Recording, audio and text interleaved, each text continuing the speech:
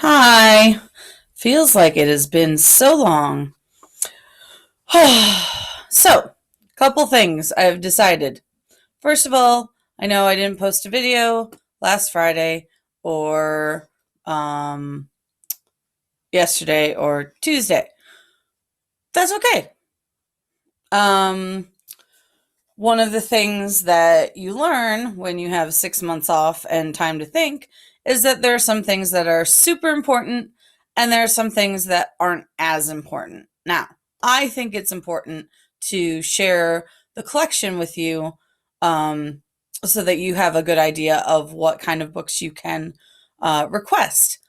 But in the grand scheme of things, is it a life or death issue if I miss a day or two? No. So I'm just going to continue to do the best I can based on my schedule and what I'm able to do. And hopefully that will lead to more videos in a week than not. Also, I am going to take the pressure off myself of trying to do it in 5 minutes. Um, I will keep it as short as I can, but I'm not gonna, skip stuff I think is important just to keep it within 5 minutes. You guys can see how long the video is and decide if you have time to watch it.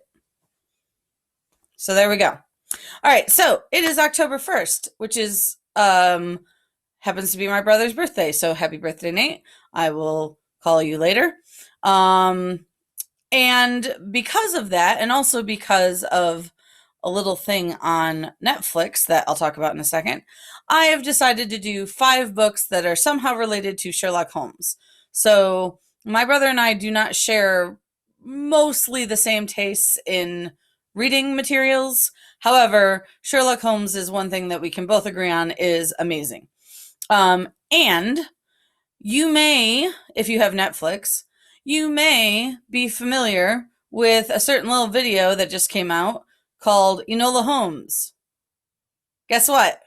That's a book series. So I'm going to talk about that and then 4 other books that you might be interested in requesting.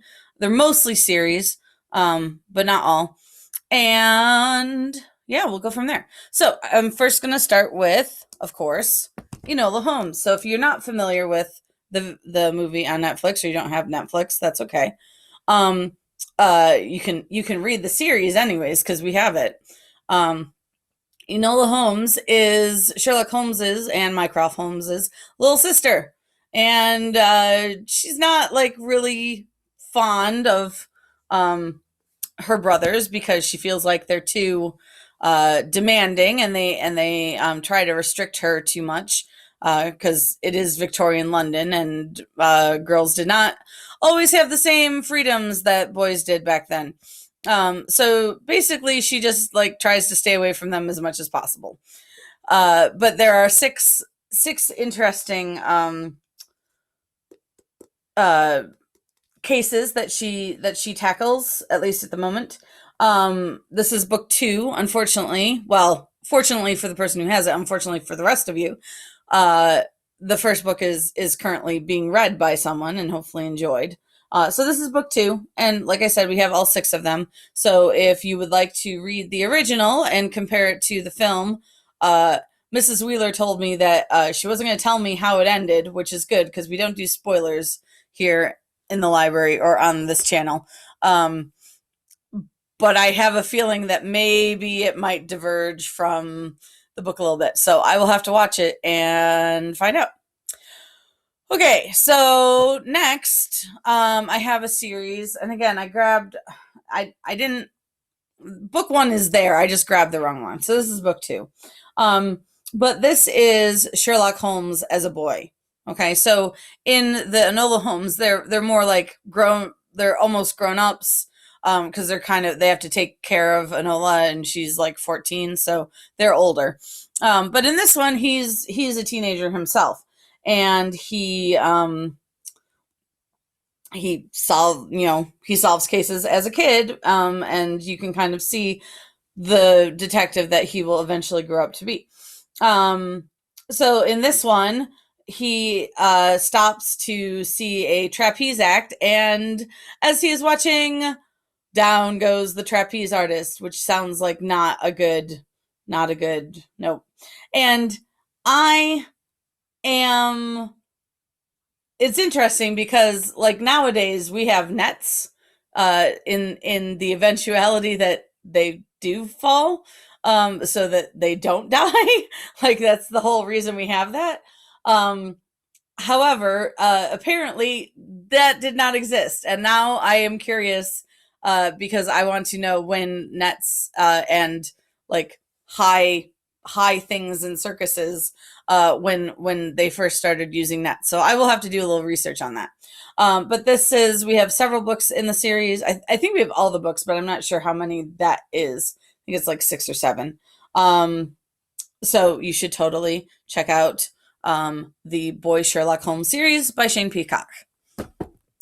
And then we have Grown Up Sherlock Holmes that you know and love.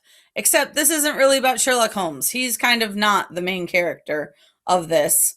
Even though his name is the biggest, he's really not the main character. The main characters in this are the Baker Street Irregulars. Now, if you're familiar with the original Sherlock Holmes stories by Sir Arthur Conan Doyle, the Baker Street Irregulars are mentioned occasionally, and they are basically a gang of street kids who don't have a home for whatever reason, that he basically uses as his like errand boys slash spies slash messengers slash whatever. And this book and its sequel, which we have, are really about the boys and kind of how they relate to Sherlock Holmes, not so much about him. So, and it's interesting that we just had a falling trapeze artist because this one is a falling high wire act. And again, no net, which I just think is a really bad idea. So in this case, it's not one trapeze artist, but 3 high wire people that go as the wire snaps. Now, Holmes and the gang are not there to witness it, but there are some certain people that we find out in the very beginning in the prologue, which you should not skip. Okay, never skip the prologue. Just saying, or the preface, or the introduction, or whatever else comes before the foreword. There's four things that could come. Before the story proper. So don't skip that because there's usually important stuff there.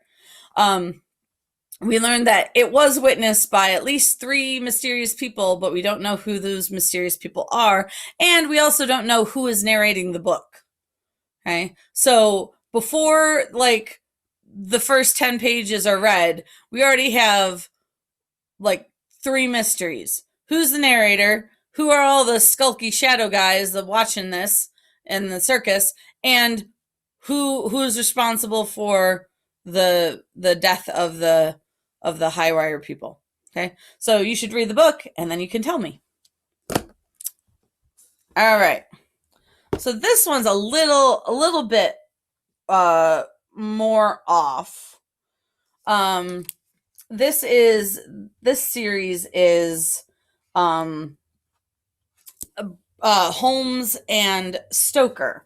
So I believe it's been a while since I looked at this, and I probably should have done more homework. But I believe that the Holmes and the Stoker in question are the daughters of Sherlock Holmes and Bram Stoker. So if you don't know Bram Stoker is the guy who wrote Dracula.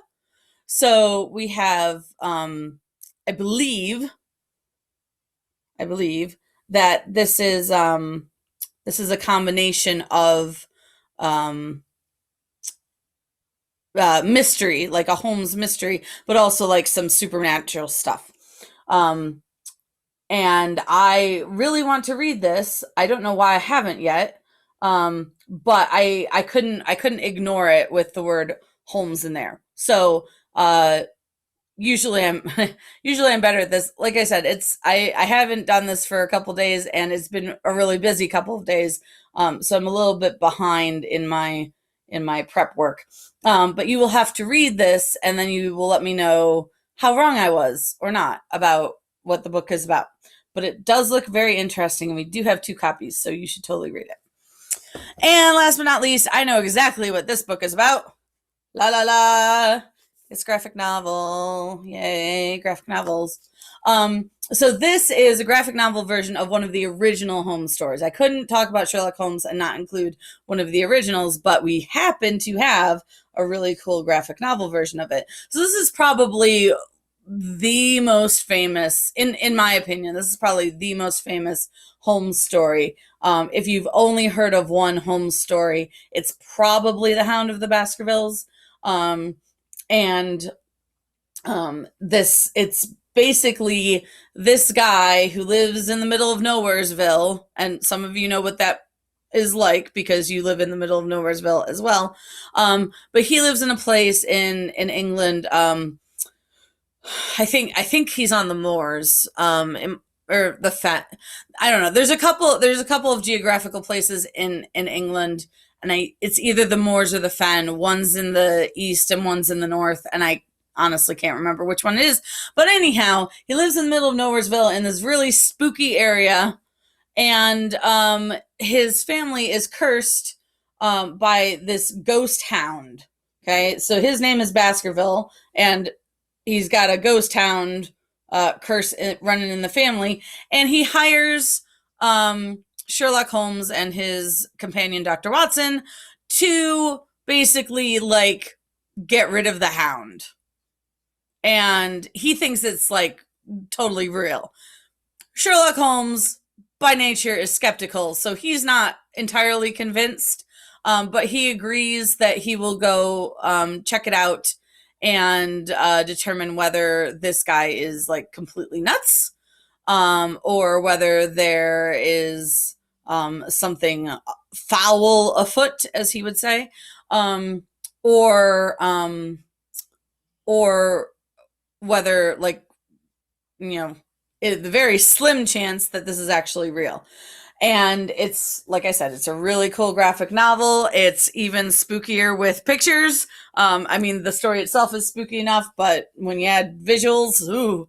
So if you want a good book to read late at night under the covers as we go into the darker time of year and the rain and the wind and all that stuff, this would be an excellent choice.